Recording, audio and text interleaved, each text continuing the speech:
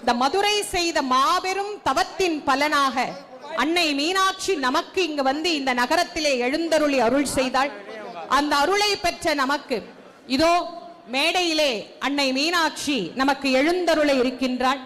இந்த அழகான அற்புதமான தருணத்திலே அம்பிகையை நாம் அனைவரும் வாயார மனதார வாழ்த்தனை செய்து அவரிடத்திலே நம்முடைய எண்ணங்கள் அனைத்தையும் செவிமடுத்து எல்லோருக்கும் எல்லா விதமான நலன்களையும் அவள் நமக்கு வாரி வழங்க வேண்டும் என்று எல்லா விதமான செல்வங்களுக்கும் உரியவளாக இருக்கக்கூடிய அன்னை மகாலட்சுமியினுடைய ரூபம். அவள் வெறும் சரஸ்வதியினுடைய ரூபம் மட்டுமல்ல, மகாலட்சுமியினுடைய ரூபமாகவும் விளங்கக்கூடியவள். அதனால மகா சக்தி. அதனால்தான் அவளை சோடசி, மகா சோடசி என்றெல்லாம் அழைக்கக்கூடிய தேவியாகவும் எல்லா நாயைகளுக்கும் உரிய தெய்வியாக அவள் விளங்குவதனால் அற்புதமான ஆற்றல் நிறைந்த தேவர்கள் கூட